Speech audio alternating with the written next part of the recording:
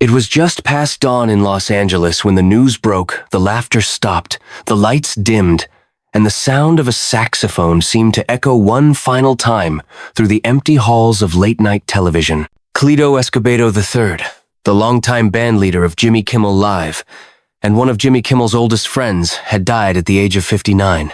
The announcement came directly from Kimmel himself, in a quiet, heart-wrenching Instagram post that read, "Early this morning we lost a great friend, father, son, musician, and man. Cleto and I have been inseparable since I was 9 years old. To say that we are heartbroken is an understatement." Within hours, major networks and entertainment outlets lit up with tributes. ABC abruptly canceled Thursday's episode of Jimmy Kimmel Live, an unmistakable sign that something had gone terribly wrong. For more than 2 decades, Cleto Escobedo's saxophone had been the heartbeat of Kimmel's show, filling the studio with rhythm, laughter, and a sense of family rarely seen on television. To fans, Cleto wasn't just a musician on stage, he was part of the show's soul. His easy smile, warm presence, and effortless chemistry with Kimmel made him as familiar as the host himself. Together, they created a late-night atmosphere that was fun, unpretentious, and deeply human. And now, that energy had fallen silent. No encore, no final notes. Just a collective gasp across Hollywood and beyond. The cause of death has not yet been revealed, but what remains undeniable is the emotional crater left behind for Kimmel, for the crew who saw Cleto every night, and for the millions who welcomed him into their homes 5 nights a week. As tributes began to pour in, fans revisited his earliest performances, from jazzy opening themes to those spontaneous riffs that bridged comedy and music so naturally. The man who spent his life making others feel good had exited the stage quietly, leaving behind a harmony that will linger long after the applause fades. And as the world began to process the news, one question echoed through every headline, every comment, and every heart. Who was the man behind the music, and what made his friendship with Jimmy Kimmel so unforgettable? Long before the lights of Hollywood or the roar of studio audiences, there were 2 boys on a quiet suburban street in Las Vegas, one named Jimmy Kimmel, the other Cleto Escobedo. They lived across from each other, connected first by proximity, then by humor, music, and a sense of mischief that would one day define an entire era of late-night television. In a 2022 oral history interview for Texas Tech University, Cleto remembered the moment they met with a nostalgic grin. "We just met one day on the street. There were a few kids around, and we just became close friends. We kind of had the same sense of humor. We've been pals ever since." They spent their days swapping jokes, pulling harmless pranks, and staying up late watching David Letterman reruns 2 Kids, in awe of the sharp wit and rhythm of American late-night TV. Those nights planted a seed neither of them could have imagined would grow into one of the longest partnerships in television history. Jimmy was the funny one, always trying to make people laugh. Cleto was the smooth one, drawn to the soul of music. Together, they balanced each other perfectly, and that bond would carry through every stage of their lives. Even as life pulled them in different directions, their friendship never faded. Jimmy went into radio, slowly shaping his comedic voice. Cleto dove headfirst into music, perfecting his skills on the saxophone, alto, tenor, soprano, anything that could sing back to his soul. In 2016, on Cleto's 50th birthday, Kimmel reminisced about those early years in a televised tribute. He laughed about Cleto's sidecar bicycle, a makeshift ride the boys used to crash deliberately into garbage cans and bushes. "It was pure chaos," Jimmy said, "but the best kind of chaos." Those stories captured something rare, a friendship untouched by fame, built on decades of trust and laughter. While the world would one day come to know them as host and band leader, in their hearts, they were still just 2 kids from Las Vegas who never stopped making each other laugh. And when opportunity finally knocked in 2003, that childhood bond would take center stage this time, under the brightest lights in America. Before the fame, before the TV cameras, Cleto Escobedo III was simply a man chasing rhythm through smoky lounges and neon-lit clubs in Las Vegas. His saxophone was more than an instrument. It was his voice, his heartbeat, and his ticket into the vibrant world of American pop and funk. He played everything from late-night jazz sessions to hotel ballroom gigs, where the crowd might have been small, but the music was always alive. Cleto had what musicians called the Old Vegas tone, smooth, soulful, with a wink of showmanship that could light up even the most tired audience. By the mid-1990s, his reputation had grown beyond local fame. He formed a band with close friends, a group that would later become Cleto and the Cletones. Their chemistry was electric tight grooves, joyful improvisation, and a spirit that reminded people why live music mattered. Cleto didn't just play, he led. His charisma on stage made him stand out, the kind of performer who could make a trumpet player smile mid-solo or pull the audience into the beat with a single nod. It was that natural leadership, combined with raw talent, that caught the attention of bigger names. He began touring with legends Paula Abdul, Mark Anthony, and Philip Bailey from Earth, Wind and Fire. Each tour honed his precision, broadened his style, and gave him an instinct for performance that went beyond notes and tempo. He learned the rhythm of people, how to read a room, how to bring warmth to even the coldest crowd. But even as his career expanded, Cleto never drifted far from his roots.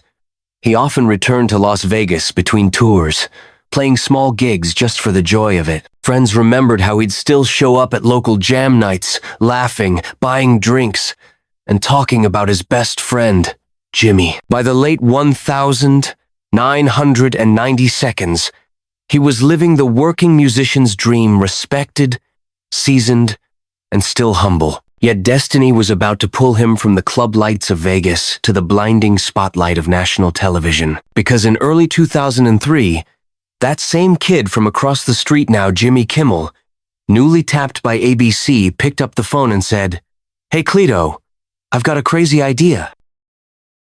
When ABC handed Jimmy Kimmel the keys to his own late-night talk show in 2003, the network wanted music, humor, and energy. But Jimmy wanted something else: trust. He wanted someone beside him who wasn't just a great musician, but a brother in spirit. So, his first call wasn't to a record label or a casting agent. It was to Cleto. "Of course, I wanted great musicians," Kimmel later told WABC in 2015. "But I wanted somebody I had chemistry with. And there's nobody in my life I have better chemistry with than him." Cleto didn't hesitate. Within weeks, he was assembling a small army of Vegas talent, the same friends who had played with him for years. They became the official house band for Jimmy Kimmel Live, now known worldwide as Cleto and the Cletones. When the first episode aired on the 26th of January 2003, Cleto stood behind his saxophone, a calm presence amid the chaos of live TV. Viewers might not have known it then, but that easy smile, that smooth sound, and that effortless timing would become a defining part of the show's heartbeat. Unlike other late-night programs that treated their bands as background noise, Kimmel made Cleto part of the family. He joked with him, threw questions his way, and often brought his father, Cleto Escobedo III, into the on-screen banter. The result was something rare in television: genuine warmth. For Cleto, the gig wasn't just another job. It was the perfect harmony between passion and purpose. In a 2013 interview with ABC7, he said, "I always thank Jimmy for this gig because he could have tried to get somebody more famous, somebody established. But he trusted me with this job. I've tried to do the best I can." Night after night, Cleto led the band through countless performances, greeting celebrity guests, punctuating punchlines, and filling commercial breaks with soul-infused jazz.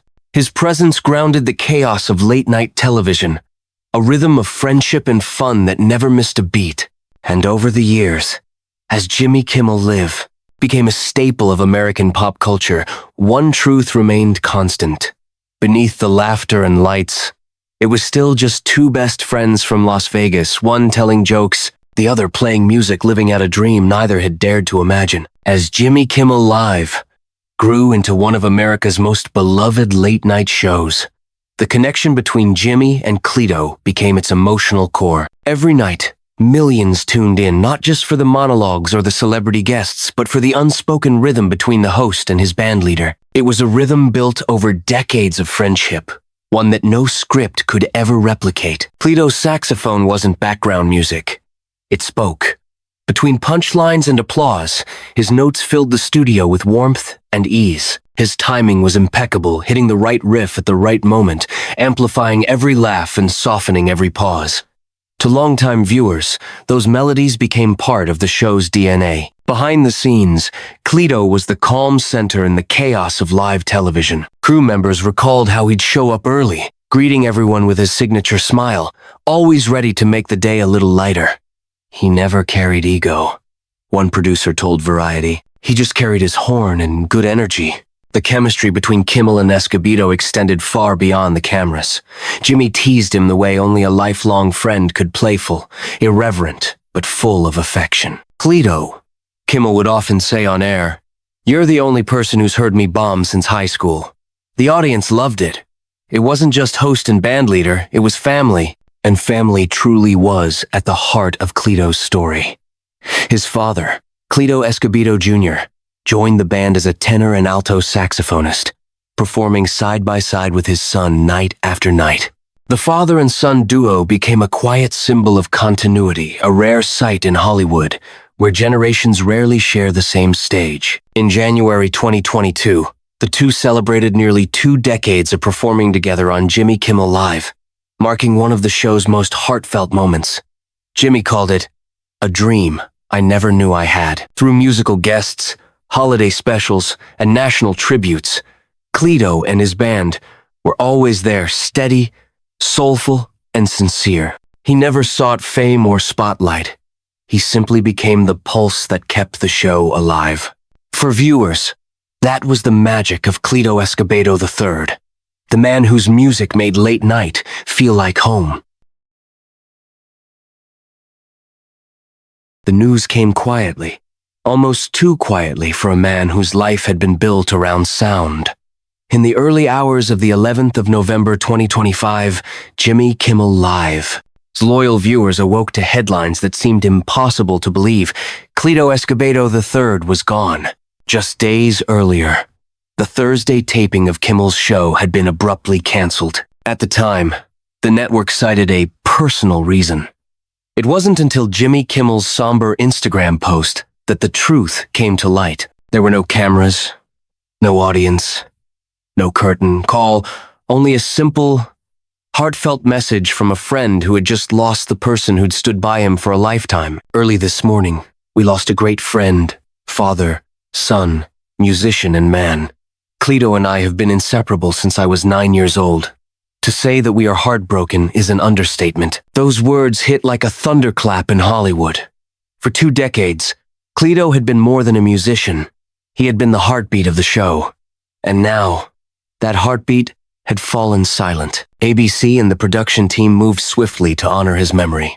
A moment of silence was held in the studio where Cleto had stood every night for over 20 years, saxophone in hand. Crew members left flowers and candles near his chair, the same spot that once pulsed with laughter and rhythm. The cause of death has not yet been revealed, and in keeping with the family's privacy, no official statement has expanded beyond Jimmy's words. But for those who knew him, Cleto's passing felt like the loss of something deeply personal. In a city where fame often fades as fast as the spotlight, Cleto's warmth never did. Colleagues described him as a rare light, humble, grounded, and always present.